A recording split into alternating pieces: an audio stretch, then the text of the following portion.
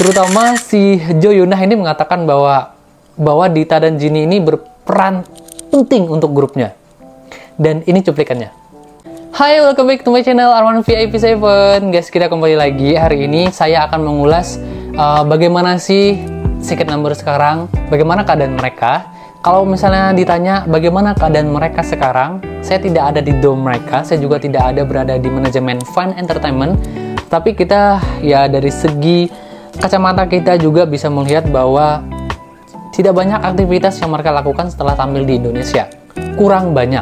Tetapi kita harus bersyukur karena mereka masih produktif, masih dalam tahap dimana mereka sebagai artis yang masih dipertahankan oleh Fun Entertainment. Sampai hari ini memang kita harus berkata jujur, mereka belum mendongkrak popularitas yang begitu banyak di Korea Selatan. Sudam juga belum bisa, Jinny juga belum bisa, dan Zoo Minji juga orang baru belum bisa memberikan dampak yang signifikan, terutama di Korea Selatan.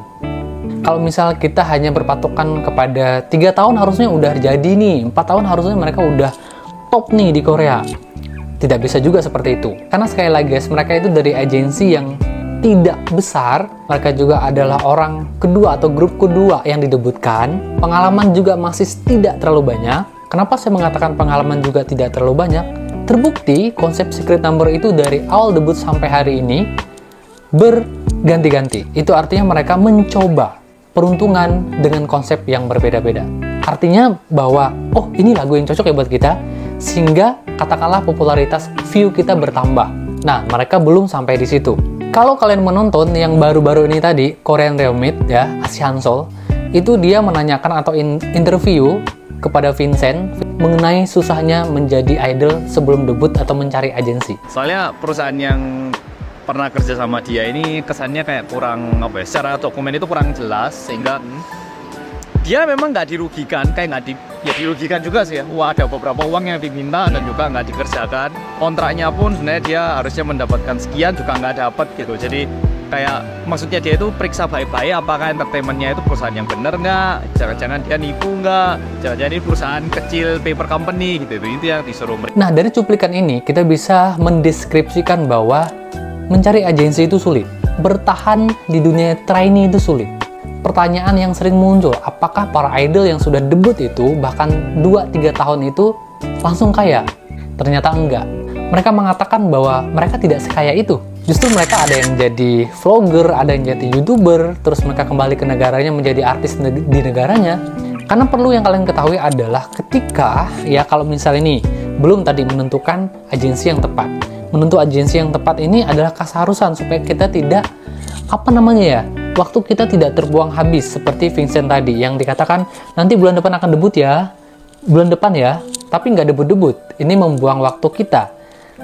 Sedangkan semuanya kita yang bayarin, dari tiket pesawat kita yang bayarin, penginapan, makanan kita yang bayarin, apa nggak stres? Terus walaupun kalian sudah mendapatkan agensi yang jelas, ini ya, kalian di trainee di sana terikat dalam kontrak di mana semua biaya perusahaan biasanya akan dikalkulasikan dan akan dihitung nanti setelah proses adanya job yang mereka dapatkan. Jadi nanti di situ akan dipotong hanya berapa persen atau berapa puluh persen yang akan didapatkan oleh para member. Sisanya untuk dialokasikan kepada dana yang sudah dikeluarkan. Jadi tidak mudah ya guys. Jadi makanya jangan bandingkan misalnya para member atau para idol yang dengan agensi besar di sana. Mereka sudah punya power setidaknya dari agensi yang terkenal dan juga dari sponsor yang sudah setia menunggu mereka. Jangan samakan ya. Nah, kalau juga kalian pernah menonton di acaranya Jo Yuna kemarin yang tampil di sana ada Dita dan Minji, kalian lihat pertanyaan dan juga ekspresi dari Minji dan Jo Yuna tentang Secret Number, khususnya Dita dan Minji. Khususnya Dita dan Jinny. Kita lihat bentuk ekspresi lelah di acara Jo Yuna itu ya. Ini dia. 아니 디타 근데 왕족이야? 약간 그런 느낌? 근데 요즘은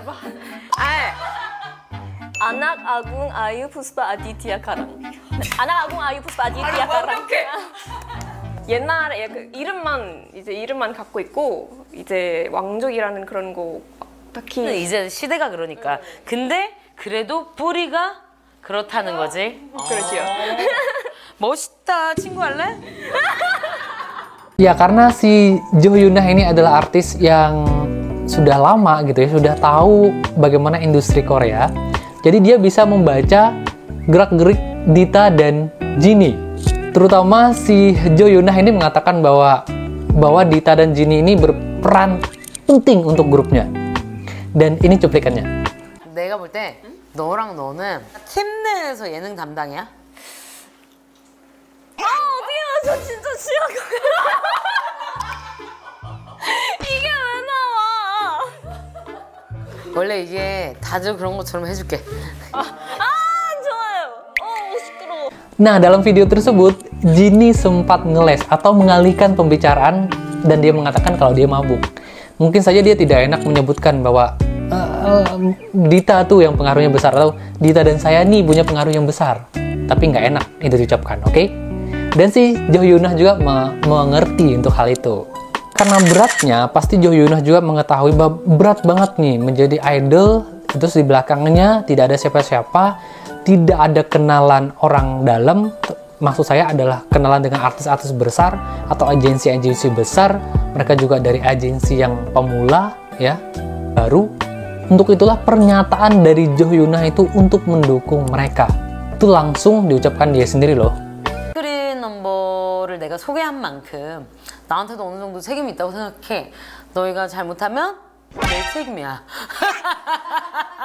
앞으로도 항상 응원할 거고, 그래서 든든한 언니가 있다는 거를 알아줬으면 좋겠고. 근데 진짜 제가 마음에 없는 말 못하는 성격인데 진짜 너무 마음이 따뜻해지는 시간이었어요. 앞으로도 그런 따뜻함이 필요할 때 언제든지 나를 찾아. 우리 시크릿 넘버 많이 사랑해 주시고요. 우리 다 같이 모여서 Everyday is Terus yang sangat mencolok lagi menurut saya adalah Jo Hyun Ah menanyakan di mana nih basis atau fans yang terbanyak nih untuk Secret Number. Ya, Jinny nggak bisa menyembunyikan itu ya. To the point aja, ini dari Indonesia. Udah. 지금 우리 시크릿 넘버의 주 팬층이 어떻게 돼? 아무래도 인도네시아 국가대표를 응원하듯이 정말 감사하게도 인도네시아에 가면은 뭔가 분위기가 달라? 정말 완전 공항에서부터 반겨주세요. 우리 그러면 이번에 인스타에 너네? 아니요, 저희 팀 인스타 있어요. 꼭 올려줘. 아니 근데 지인이 미연이랑 친구야? 네. 미연이랑 어떻게 친구야? 전 회사에서 같이 연습생활 했어요. 와이. 네. 그래서 안 그래도 언니한테 연락했거든요. 종옥밤 나갔는데 너무 떨린다고 해서 재밌게 잘 하고 오라고. 나만 믿어. 심쿵. 너랑 제일 친한 멤버야? 근데 뭔가 지니가 제가 연습생 때 한국어 못했을 때 영어하잖아요. Lea juga kemarin seperti itu di acara radio. Nah, intinya adalah dari ulasan ini saya hanya mengatakan bahwa tidak mudah menjadi idol atau membesarkan grup K-pop itu yang ada di Korea Selatan. Dan kita bersyukur bahwa para member ini menemukan agensi yang peduli, yang sehat, yang tidak banyak peraturan yang mengekang mereka. Ini terbukti loh.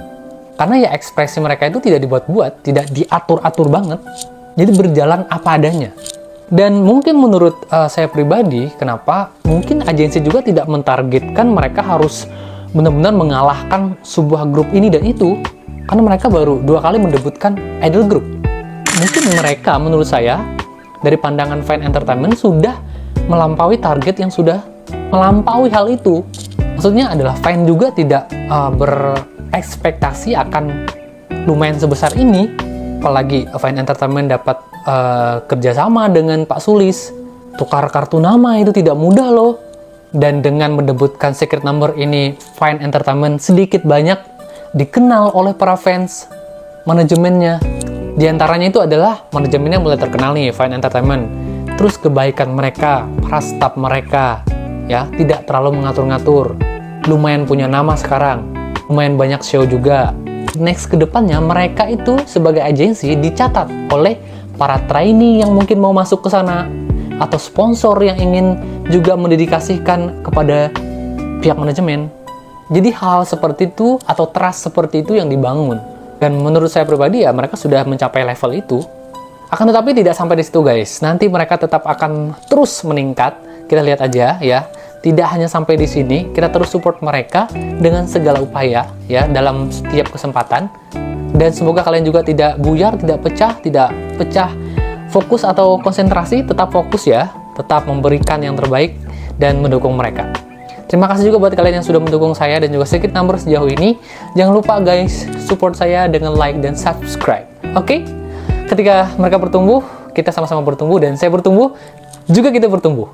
Karena kalau saya bertumbuh, dan kalian ada di belakang saya, dan kita dengan mudah mempromosikan mereka. Arsoyo, bye-bye guys!